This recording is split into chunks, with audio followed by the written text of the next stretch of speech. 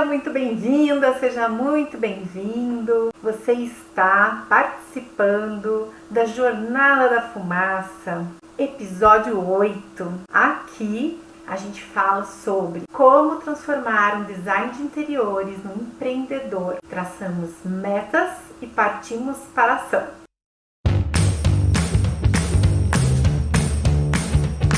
Meu nome é Cíntia Erzinger e o tema de hoje é como montar uma equipe de alta performance em um escritório que trabalha com o nicho de design de interiores. Vou perguntar para você o seguinte: veja se alguma dessas objeções já passaram pela sua cabeça em algum momento. Eu tenho uma colinha, gente, então eu vou ler aqui para vocês. Vejo como meu concorrente cresce pegando um monte de obra. Mas como ele faz para conseguir fazer tudo isso, atender todos esses clientes, postar no Instagram, fazer vídeo? Quem está lá desenhando enquanto ele faz isso? Como que ele tem clientes tão bons? Outra pergunta aqui. Minha rotina é tão corrida, tenho certeza que se eu tivesse tempo, também teria muitos clientes. Tenho equipe, mas ninguém faz nada como eu peço. Se eu não estiver lá de olho, não sai. Eu não confio. Ou não ganho nem para mim, muito menos para contratar alguém. Com certeza, essas 4 objeções já passaram aí pela cabeça de vocês em algum momento. Da minha já. Já me vi pensando nisso, já me vi me sentindo assim, impotente, como se todo mundo tivesse a ferramenta e eu não. Todo mundo sabe como fazer e eu não. E isso sempre me moveu a buscar como que faz. Diante de tudo que a gente já vem conversando, a gente fala sobre gestão para escritórios, a gente tem falado muito sobre elaborar plano de metas, ter um nicho de mercado onde você atua fortemente, ter uma comunicação bacana usando todas as ferramentas de marketing que a gente tem acessíveis hoje nas nossas mãos, fácil acesso. Diante de tudo isso que a gente vem conversando, a ideia é começar a montar um negócio que se sustente com o tempo, que te sustente com o tempo. E como tirar desse crescimento em potencial, desse mercado que você almeja alcançar, de um faturamento que você almeja alcançar, como tirar dessa questão a contratação de pessoas, montar um time, ter uma equipe engajada com o teu propósito, com a missão do teu escritório. Ou seja, para que estamos aqui? Por que todos os dias trabalhamos em prol de quem, do que, do nosso cliente? São realmente questões que ficam lá, voando na cabeça da gente e a gente tem que ir atrás da resposta. Porque a resposta, ela existe. A ferramenta, o meio, como é que fez, como é que o outro faz, existe. A gente tem que observar, aprender, estar disposto, E, como eu já disse, comprometido com o seu negócio.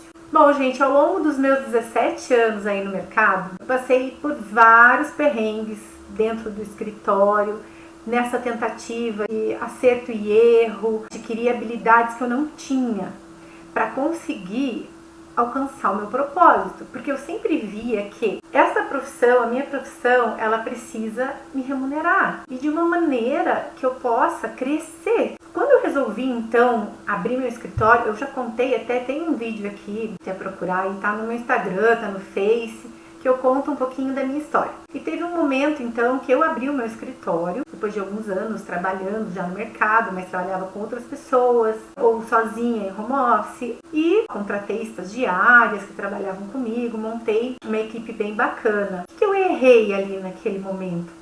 Não sei se eu posso dizer até que foi um erro, mas foi talvez inexperiência. No fim das contas não deu tão errado, mas só que eu poderia ter feito de uma maneira melhor. E hoje eu sei, essa etapa da contratação. Eu consegui desenvolver, claro, eu estudei e fui atrás de ferramentas para desenvolver um método que eu conseguisse fazer contratações mais assertivas. Hoje em dia, para mim já é mais fácil fazer essa contratação, quando eu vejo que tá na hora, preciso fazer, quem que eu tenho que contratar? Hoje pra mim é bem mais fácil. Antes eu achava chato, contratar. Primeiro porque eu não tinha as ferramentas certas, então eu fazia de qualquer jeito. Fazia rápido e errei algumas vezes também. E hoje eu consigo também delegar com mais facilidade. Porque antes parecia que nunca ia funcionar. Eu sentia uma dificuldade de delegar por vários motivos. A gente não sabe delegar e porque você não confia.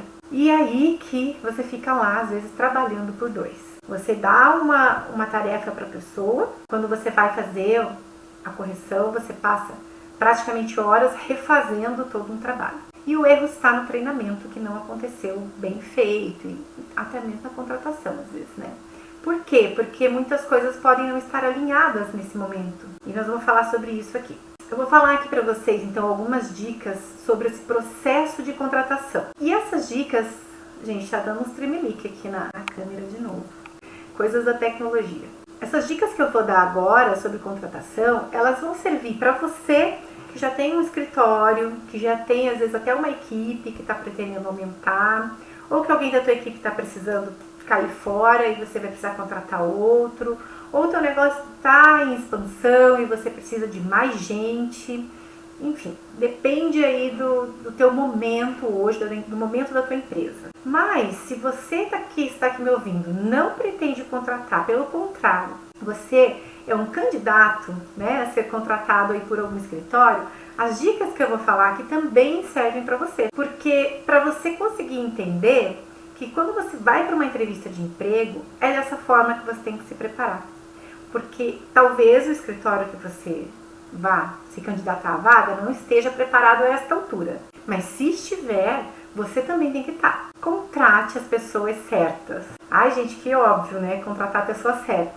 Mas entenda o seguinte, quando eu falo contratar a pessoa certa é aquela que está alinhada com os seus valores. Antes de qualquer coisa. Antes dela ser o expert do projeto, se essa pessoa não estiver alinhada com os seus valores, ela vai entrar na sua empresa, vai começar a trabalhar para você, você vai perceber rapidamente isso, o quanto ela está fora do contexto, isso vai começar a causar vários incômodos. Então, contratar a pessoa certa é quando você já alinhou todos os seus valores, que a gente fala sobre cultura, a cultura do teu negócio. Isso tudo está muito claro para o candidato da tua vaga, ele consegue essa informação, ele consegue saber quem é você e quais são os seus valores, os valores dentro da sua empresa. E com isso, ele se identifica ou não. Só aí já dá uma bela filtrada. Tem gente que vai olhar e vai fazer, não, para mim não dá. Não sou a pessoa para trabalhar nesse formato de empresa. Enfim, parece coisa pouca, mas não é coisa pouca, não. Isso faz muita diferença no dia a dia. É uma pessoa que você vai conviver ali diariamente. Enfim, ele precisa saber o que deve entregar e quando entregar. Assim, você não precisa ficar microgerenciando cada passo. E microgerenciar está ligado com a tal da confiança que a gente tem que ter, que você não confiando, você fica lá cuidando de coisinhas miúdas, que ao delegar você não consegue dar autonomia para a pessoa. Tipo, isso você resolve. Você não precisa do meu aval, ou seja, você está credenciado e capacitado para resolver. Essa parte é difícil, gente, essa parte aqui pega bastante. E no fim das contas, isso vai permitir que a engrenagem da sua empresa funcione. Vai permitir com que você saia, se ausente da empresa, do teu escritório, para atender um cliente, para participar de um treinamento, e o teu cliente não fique abandonado.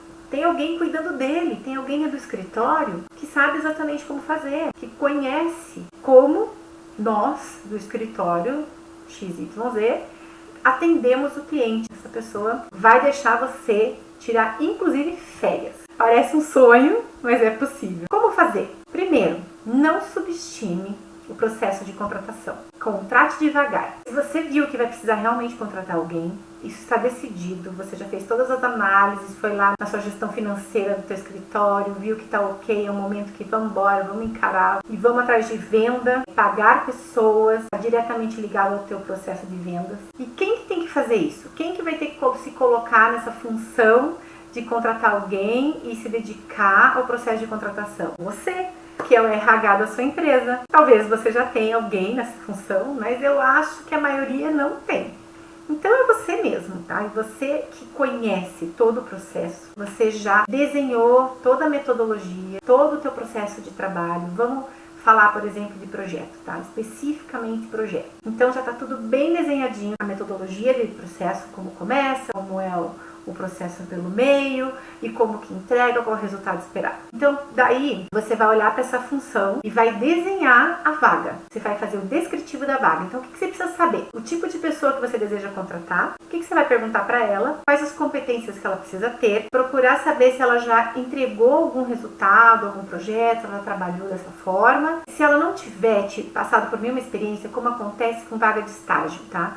Às vezes a pessoa está ali falando, é minha primeira oportunidade, eu nunca estagiei. Como que você consegue informações dela relacionadas a comportamento, a desafios, a trabalhar em equipe, papel e caneta na mão e vamos anotar. Eu vou dar alguns passo a passo, tá bom? A gente vai falar sobre montar o descritivo da vaga e depois vai falar também sobre a triagem. Descritivo da vaga. Inclua local, qual é a cidade, de onde você está instalado, onde que essa pessoa que vai ser candidatar à vaga tem que estar também, né? Quantas horas o trabalho vai demandar, quais são as tarefas, quais são as ações, quais são os resultados que você espera, quem tem o perfil para essa vaga e quem não tem. Remuneração, você pode deixar a combinar ou já colocar, isso também já filtra muita gente. E o que você quer que o candidato faça para se candidatar a essa vaga. Ou seja, envie um currículo e uma carta de apresentação. Sempre peça currículo e carta de apresentação. O currículo, ele tem que conter as informações todas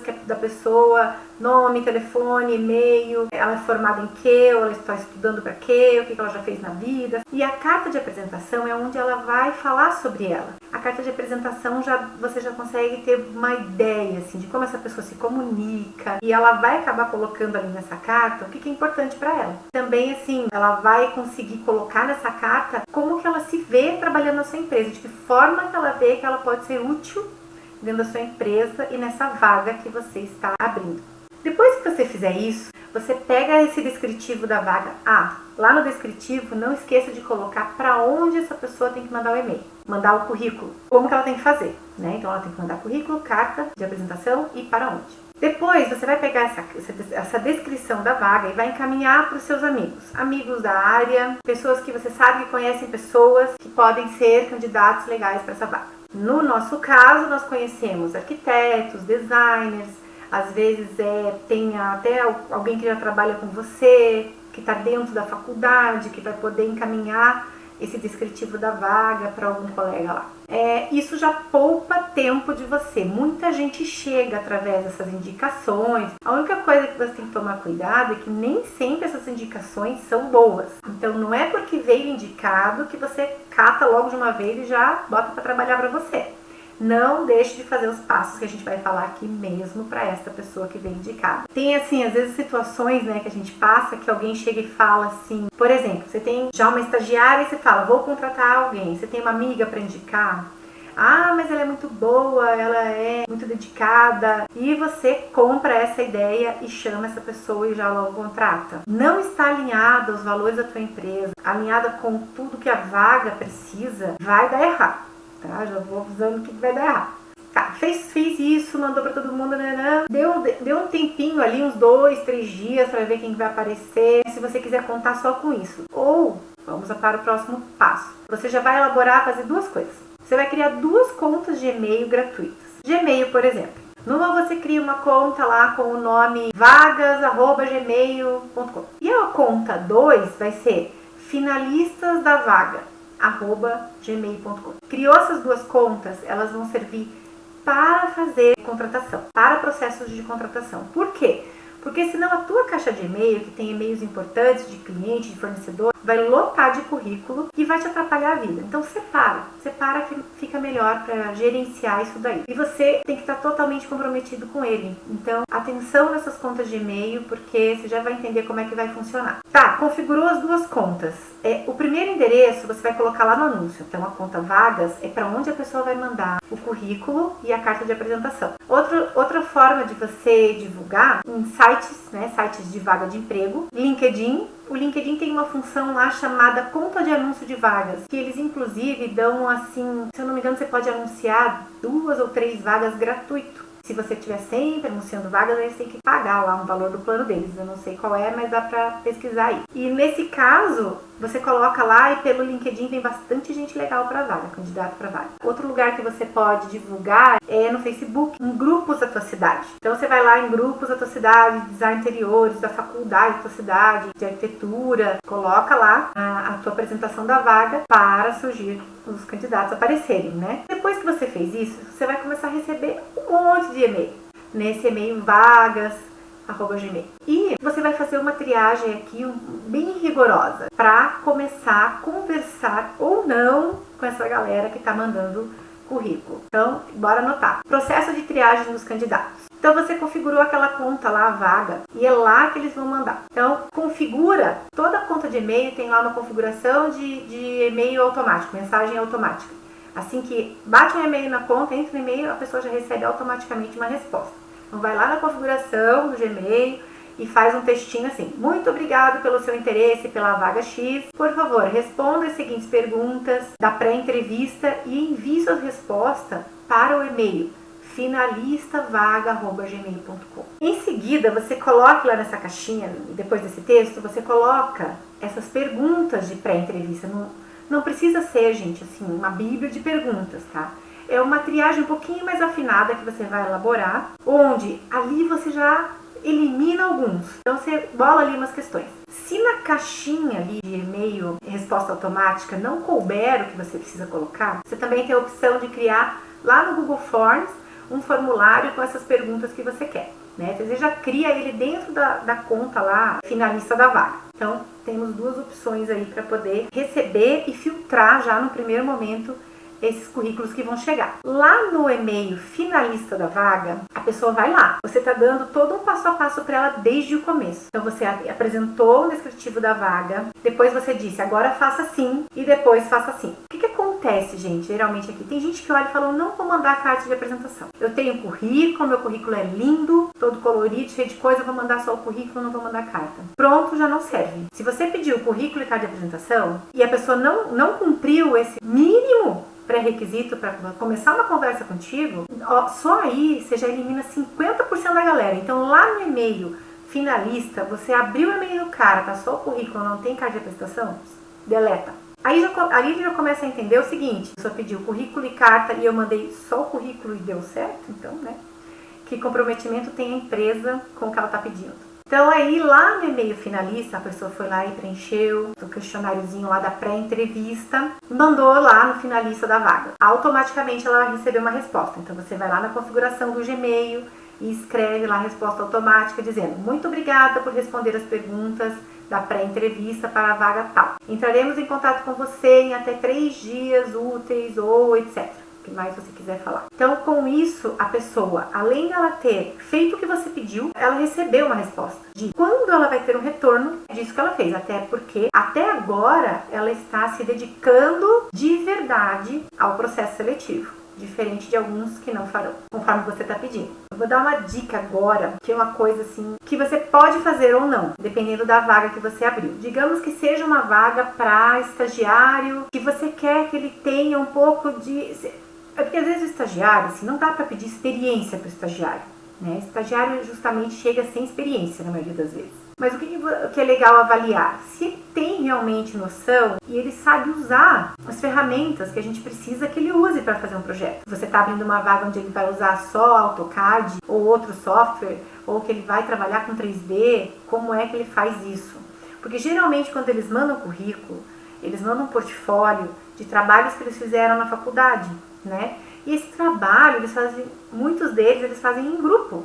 E não foi a pessoa que está se candidatando à vaga que fez aquele 3D bonito, ou que fez aquele detalhamento, foi o outro coleguinha lá da vaga, da faculdade que fez. Você precisa saber se ele sabe fazer. Então, como que eu faço nos meus processos? Isso sim toma um pouco mais de tempo, mas filtra, que é uma maravilha. Dica de ouro agora, hein, gente? Você, antes de abrir o processo todo lá, você dedica um tempo para isso. Elabora um briefing fictício de um cliente fictício, tá? Um briefing bem simplificado, mas completo, onde informa como se fosse um cliente real. Ou seja, se essa pessoa já está trabalhando contigo, é assim que ele vai receber a informação. Junto com esse briefing, coloca uma planta, digamos assim, escolha um ambiente. Eu gosto de escolher ou um quarto ou uma sala, porque eu acho mais fácil da pessoa fazer esse teste, tá?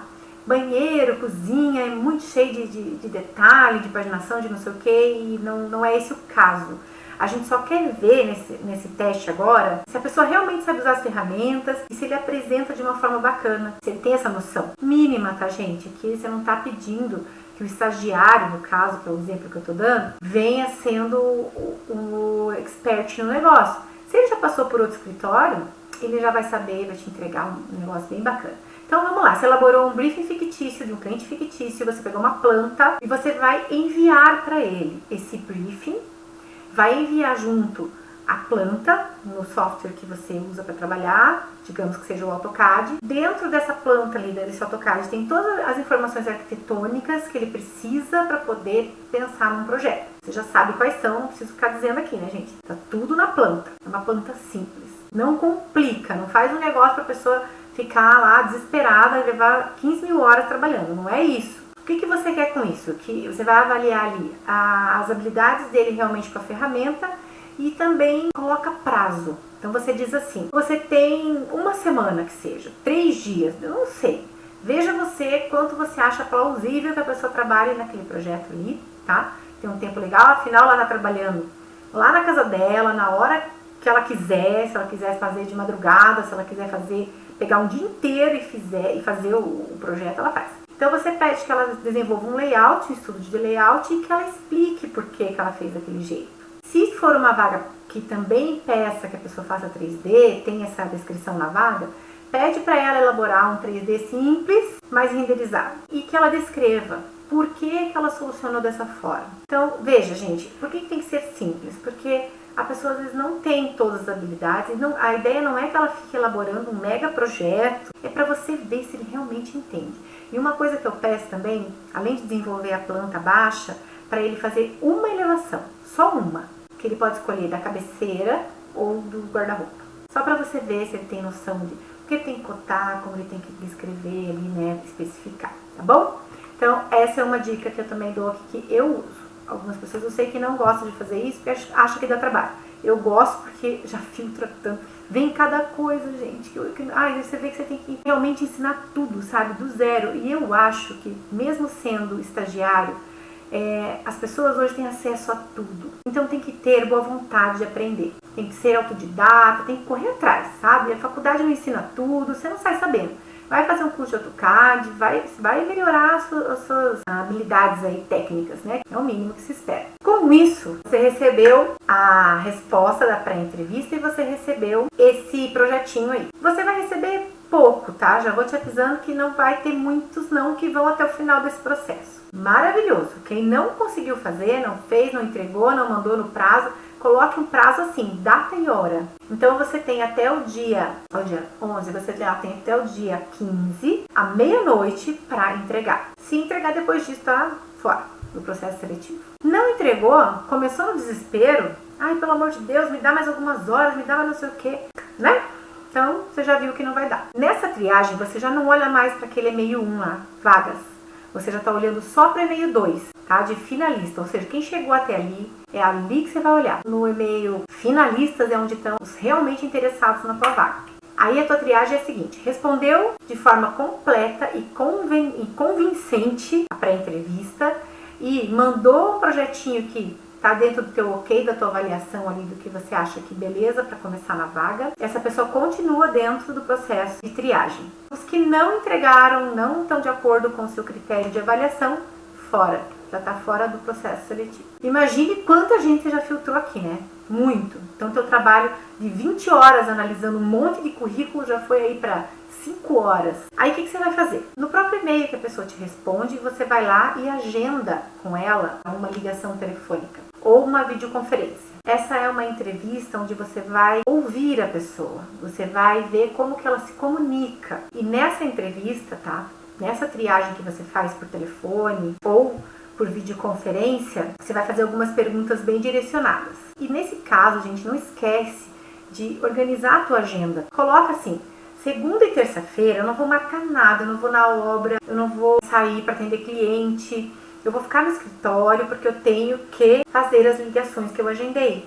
Seja bem pontual. pense que a pessoa do outro lado, ela tá com muita expectativa e ansiedade, esperando o teu retorno, esperando a tua ligação. Você agendou um horário, você já coloca lá no e-mail, tá? Agendando o horário. No dia tal, no horário tal, ok pra você? Talvez você tenha que interagir um pouco mais com essa pessoa para escolher um outro horário, tá bom?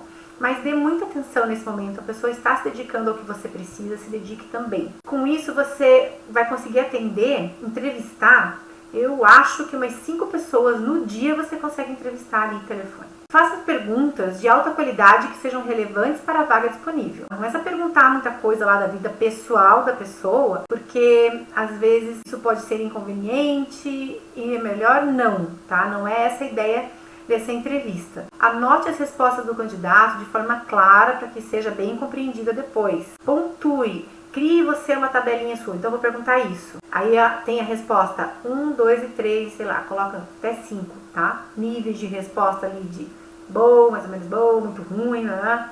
Daí você vai pontuando isso conforme ele vai respondendo. É mais fácil depois para você visualizar aqueles candidatos que você conversou e os que já estão fora e os que continuam na triagem. Esteja bem confiante na hora dessa conversa, demonstre que você sabe o que está fazendo e sabe por que está fazendo essa contratação. Então você vai fazer perguntas gerais. Perguntas gerais são assim: quais atividades você desenvolvia no seu último emprego? Não teve último emprego. Então, em que cursos você esteve envolvido nos últimos tempos? Essa pergunta é ótima para você avaliar assim, quanto essa pessoa está comprometida com o aprendizado dela. Quais assuntos você mais se interessa ao ler, de ler ou assistir? Quais assuntos mais te interessam? Perguntas de situação hipotética.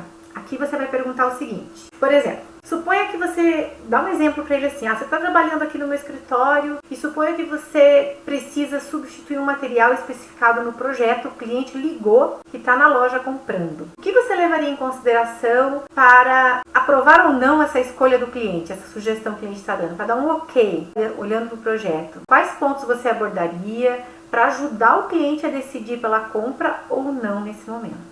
Gente, essa é uma pergunta que vai fazer a criatura fumaçar a cabeça ali, né? Porque ele tem que encontrar uma resposta. Você tem que estar prestando atenção em como ele faz, sabe? Ele está atendendo o teu cliente. E no dia a dia vai acontecer situações assim, sabe? Pode acontecer situações assim que ele vai ter que tomar decisão. Aí o que acontece? Para tudo, localiza você onde você tá, porque se não for você, se você não estiver ali, nada se resolve, né? Não pode. Então lembra da autonomia que você pode dar para essa pessoa.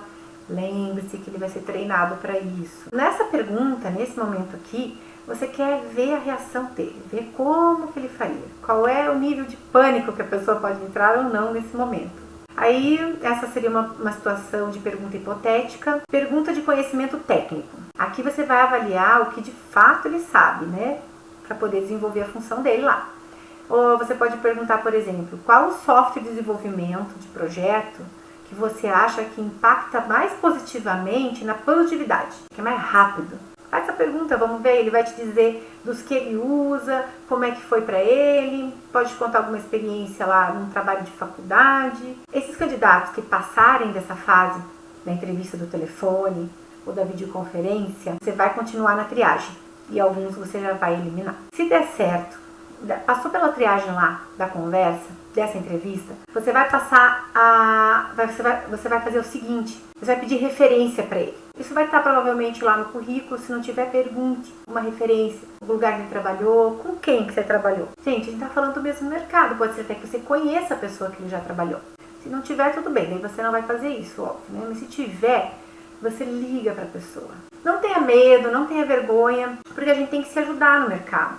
Se a pessoa não te atender ou te tratar com indiferença, tudo bem, deixa aí, sabe? Mas pelo menos tenta. Nesse contato, você vai fazer assim, digamos que você vai ligar para mim. Cíntia, tudo bem, eu sou a fulana do escritório tal, e eu tô aqui, eu abri uma vaga de estágio, e eu tô entrevistando o fulano. E ele me disse que trabalhou com você, que exerceu algumas funções aí, disso. Eu só queria saber como é que ele trabalhava aí, se você gostava do desempenho dele, se ele realmente exercia essas funções, e como é que era. Geralmente as pessoas se abrem e contam ali brevemente como foi. Num primeiro momento, a pessoa tem a tendência a ajudar, né? que ele consiga esse emprego. Então tenha pergunta bem específica, não assim, o que você acha dele, não é o que você acha só. Até porque ele pode dar uma resposta bem negativa, que não está ligado ao que você precisa, né? Mas mesmo assim, fique atento às respostas negativas, tá? Aquele feedback ruim mesmo da pessoa. Não tenta passar uma borracha do tipo assim, cara, mas ele é tão bom, eu tô querendo tanto, e agora a pessoa me disse que, sei lá, ele é péssimo nisso aqui, ele se relaciona muito mal em equipe. Leva isso em consideração, gente. Leva em consideração, porque é assim que essa pessoa é no dia a dia, na convivência, no trabalho. Agradeça as informações que a pessoa te passou e siga no teu processo, né? Então, se você conversou com a pessoa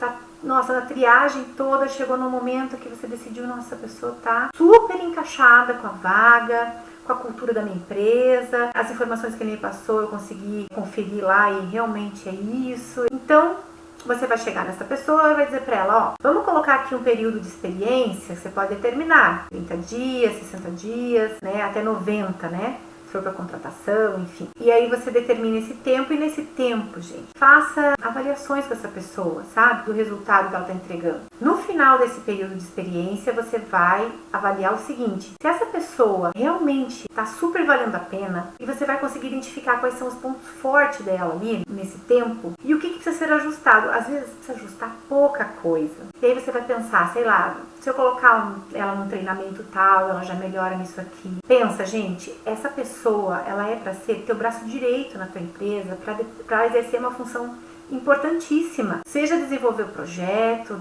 fazer um detalhamento, um 3D. Todas as funções são importantes, todas as tarefas são importantes. Cada um que estiver exercendo aquela tarefa tem que entregar com resultado. Então, se essa pessoa, no final desse período de experiência, atendeu a todos os teus pré-requisitos, o que você está fazendo? Você está dançando em cima da mesa e falando, gente, encontrei a pessoa, que maravilha! Então, quando você parar de dançar, você vai lá e contrata ela, efetiva ela, não sei, dentro do que você espera para essa vaga. Faz isso, por quê? Qual vai ser o resultado disso? Primeiro, o verbo aqui não é confiar, é conferir. Então, conferir é o quê?